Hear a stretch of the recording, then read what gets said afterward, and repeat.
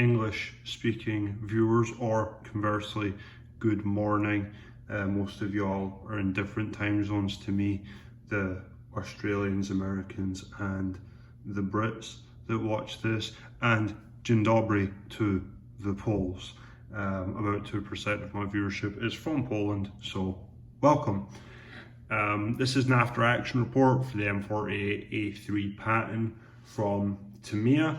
It's a bit of an older kit, but I just got done building it. It took me about 10 hours, and we're going to have a look at some of the good points, some of the more complicated points, because nothing on it is really a bad thing. There's just a lot of things that are kind of showing their age, as it were. But we'll put the box away and get rid of the sanding stick that holds the box up, and we'll get the tank. So, as you can see, it's basically done. There's a few things that are left off for the purposes of painting, by way of return rollers and tracks and things like that. I did have a go at putting the tracks on, and this is the first thing that I want to make mention of. This suspension part goes from here up to the top like such, and then attaches to the hull.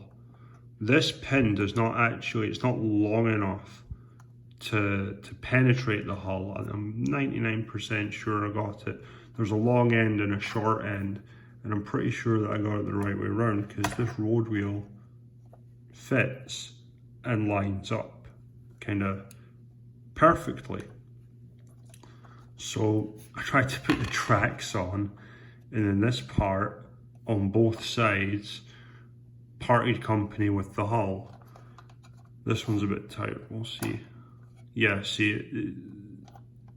it didn't come off. So I'm confident that it's now adequately secure. That was the first thing I noticed. It was kind of like, I put a lot of glue on this, and because there's a hole that the outer part fits into so that you can mount the pin. And I put a lot of glue into the recess, and apparently that wasn't enough. Other thing is the headlights, specifically the center light attaches directly to the bar. That was a little bit complicated because there's no mounts or anything, but on the left side I think I did a decent job. On the right side it's a different shaped light, so it might just be that I'm being a bit critical, but everything's where it's supposed to be. The support on this left side isn't as straight as it ought to be, but I can live with it. This is kind of just a kit that I put together for the sake of putting something together. I wanted to build a Patton. I managed to trade with one of my good friends from back home. I sent him something, he sent me this, and another kit that we'll talk about later. Then the toolboxes and things all went together. Most of them are solid. This is a multi-part one for the exhausts, but they all went together relatively well. I did end up mistakenly gluing this in the wrong position. It's supposed to be backwards. I put it forwards. I don't think it's a huge deal. And then on these tow hooks, there's a bit of a gap around them, but I'm not going to lose sleep over little things of that nature. Then the instructions for these bars, for these grab rails, say to use a 1.2mm drill bit. So I used a 1.2mm drill bit, and the holes are too big. They're too big.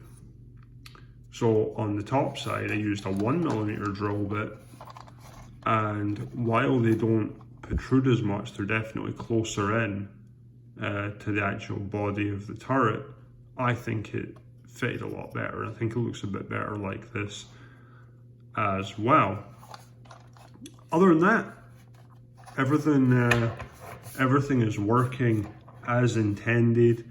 The turret went together nicely. This little turret on top works, as does the Madus, which is my favorite weapon that I've encountered thus far and got to lay hands on. In terms of accuracy, there are holes in the bottom because it's one of the older RC kits. I'm not going to fill them because honestly I could care less. This kit is more for just relaxing and enjoying things without being a stickler for it being perfect. My T-34 Berlin, if that's not perfect, I will actually be upset. So that I would fill it if it was on that, but this is just a nice enjoy the hobby kind of a kit. These rear fenders need to go on before I put the top hull on first. So these rear fenders that drop down don't really fit too well, but I mean, tanks drive into things get bent, they're just sheet metal. So again, not gonna lose too much sleep over it. Now, I've gone over some of the negatives. Positives.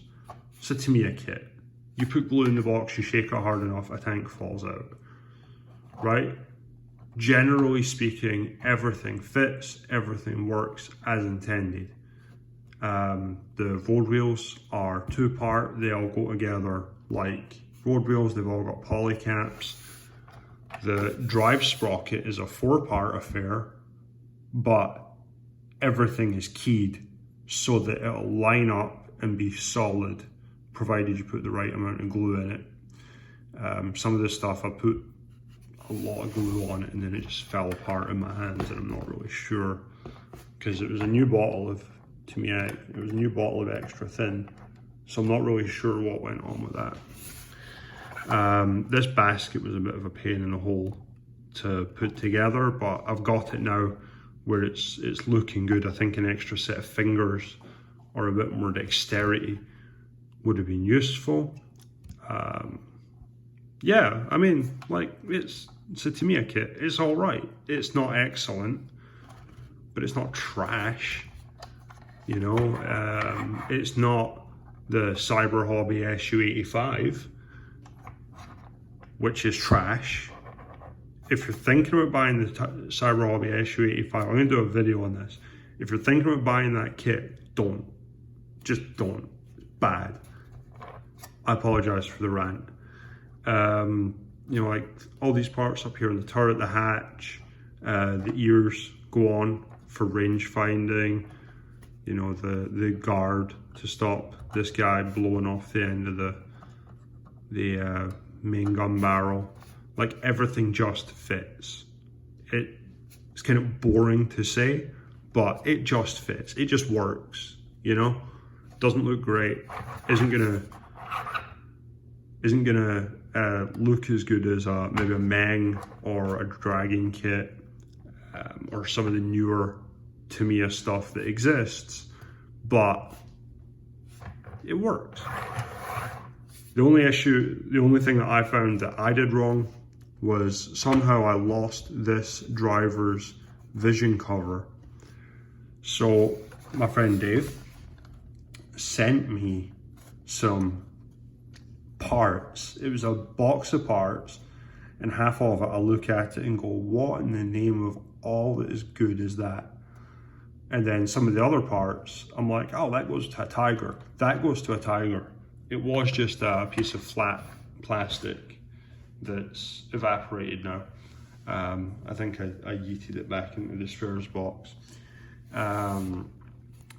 It got cut, and now that one's in the down position if anyone asks, because they've got hinges at the back. I didn't look up any reference photos. Like I say, it's more for enjoyment than perfection. There's a bit of texture on the turret. I might have a go at adding some. It's a skill that I need to work on. But yeah, it's a good kit. I would recommend it if you want to build a Patton. So that's that. The next thing that we'll take a look at right here is the tracks. They're rubber bands, they're old Tamiya tracks, but they've got a bit of texture on the inside. There's no like punch out marks or anything like that. And then on this side, there's a bit of flash on them, but when you roll them around and hook them up, they should look okay. I snipped off the other set and then put them to the side and left the side that I hadn't snipped. You're supposed to melt these together. That's not happening. I'm not going to do that. I will report back when I figured out how I'm going to do this. But I heated up a screwdriver and tried to melt tracks on a Bulldog once, and now I don't have a Bulldog. That entire kit went goodbye because I messed up one of the tracks and melted clean through it. When I moved, I didn't need it. I wasn't using it for anything. That and my old Panther just got thrown out. So this has been the Tamiya M48A3 Patton. The next thing that we're going to look at is something a little bit different. It is the Tamiya, the Dragon, crikey, the Dragon OT3476 mod 1943. It's got a flamethrower on it because Ivan is going to Ivan, apparently. So all I'm going to show you is the box. We're going to have a look at that in the next video. So pop this back over here so you can have a last look at it. If you do have, about this kit or about modelling in general, any questions, comments or concerns, do feel free to shoot me a comment. The next review, like I say, is going to be the OT34. I'm going to paint this and we'll see if I can maybe show off some tips and tricks that I learned as a result of painting this in the colours of the United States Marine Corps. So anyway, have an excellent rest of your day. It has been a pleasure having you, and yeah, until next time, bye bye.